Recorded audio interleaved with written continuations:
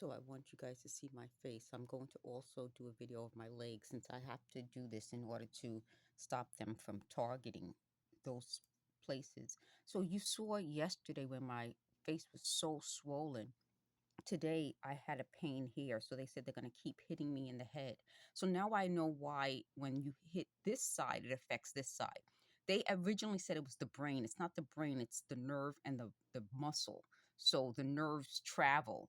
When they started doing this originally, which was years ago, they've been doing it for years. They're upset that I didn't just go to the different apartments and start accusing people of things, which is how they thought this would end up. But they said it travels, but they didn't say it travels down the nerve. But I wanted to tell you guys that, and I'll make that the title. They're also concerned that since turmeric has an R, how it's pronounced. So they said, why don't you look up how it's pronounced? Why don't they tell me? This was supposed to be them helping me. This is my point. This is not them helping me do anything. If they were helping me, they would have said, this is the pronunciation. But and they said, oh, they're going back now to I went to a high school reunion in 2011, which would have been I graduated in 1991, so that would have been the 20th anniversary. And they said it was all a setup, that they set me up to have all these horrible things happen to me, and this was supposed to get back at me. They didn't say why, but they said I was supposed to be so undesirable to men, and no man was ever supposed to truly like me because that's how they were going to keep me from having children, by setting me up with men who don't really like me, and that I'm so undesirable. Which part of what I'm saying about this whole program, and I'm going to use some comments. I got 6 comments on the masturbation video that I just did. And I'm going to use these comments so that you guys can see. These are the types of people who want to hurt you because they enjoy it. Meaning they say things to hurt you because it makes them feel powerful. It makes them feel superior. It makes them feel better about their own lives. So most of us, if we say something to hurt someone, we don't mean it, we don't do it intentionally, and it isn't something that we sort of plan to do. This was planned. They've been doing this for years. And they wanted to hurt me in every aspect of my life. They said relationships, where I live, jobs, every aspect. So this was a planned way of hurting me.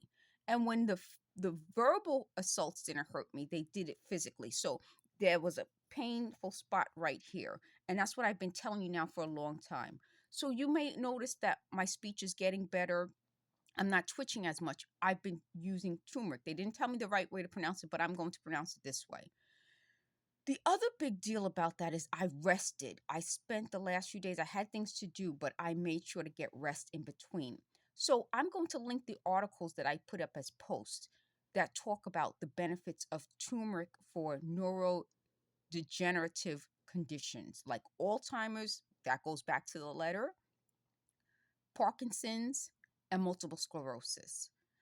The other thing I wanted to talk to you about that this whole situation is that as they keep talking all day, they're slowly revealing themselves.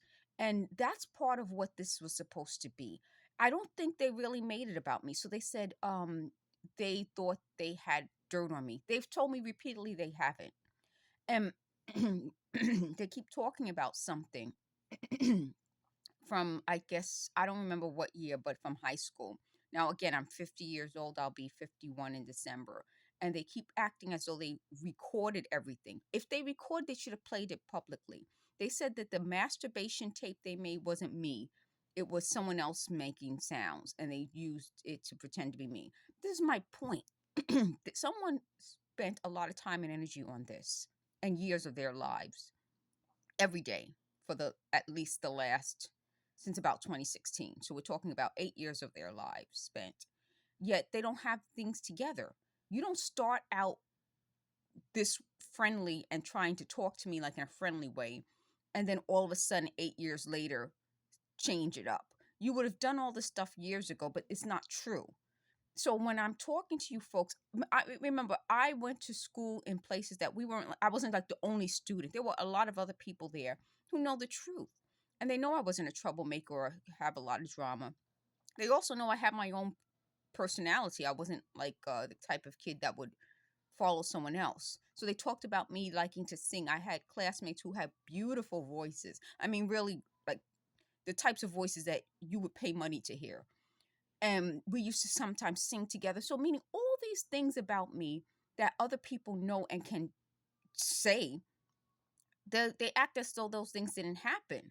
And it's weird that they keep focusing on how undesirable, unpopular, unwanted I was, as opposed to, making me seem like a real person.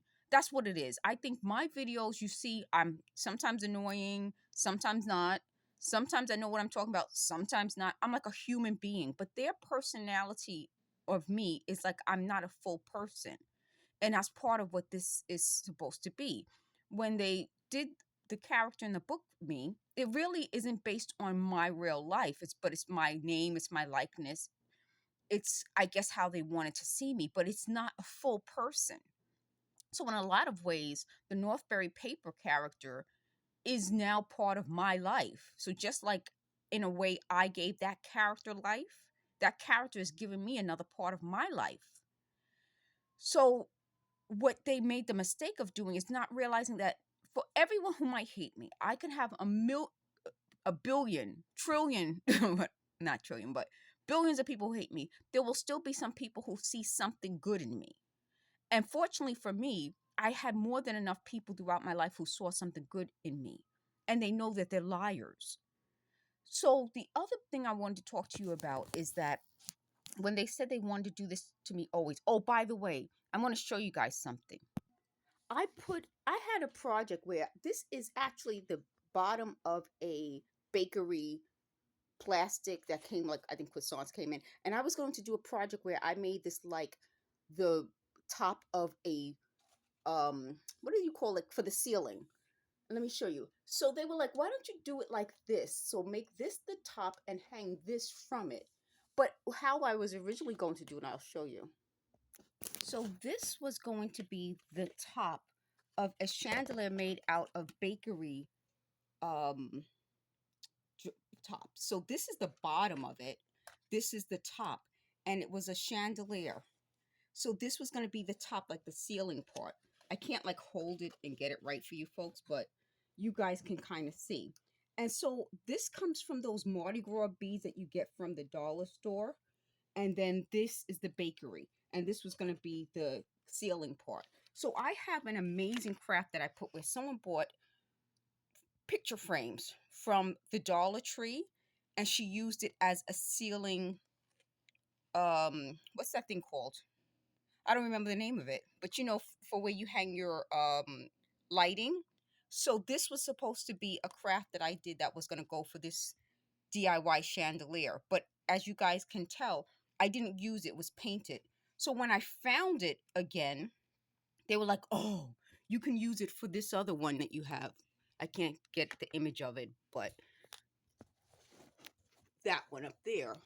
But like I said, this proves that they were trying to watch what I'm doing to steal my idea. This was already done. But had they known this was already done, they would have just suggested it originally. It wasn't until I found it again and pulled it out to show you folks that you can paint these things and make something out of it. Now, you could also use this for a bowl. So you could paint it and put a bowl and make this look like it's the bottom of the bowl. So you would put the bowl on top of it. So you could use this sort of that way. And it's just a DIY. It's a recycle, reuse, and repurpose of the bakery tin. Just like this is. This whole chandelier is made out of these plastic lids that you get. And this bottom came from the top of a jar. And that's just, I made this chandelier out of it. So you can see how you can even use this on a table, not as a chandelier, but just decorate it with something. You could paint it.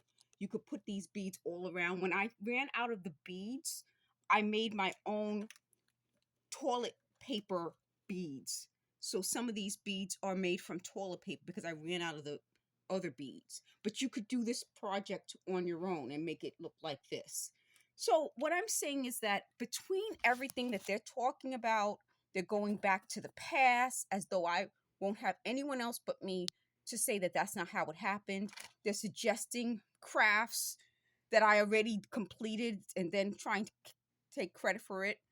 they're talking about other things. I would spend all day with this, and I can't anymore. Now I feel like I'm finally at a point where most of you folks know it couldn't have been true. Had it been true, they would have said it at the time. So they said they were live streaming this whole thing all my life. But we already know that technology didn't exist.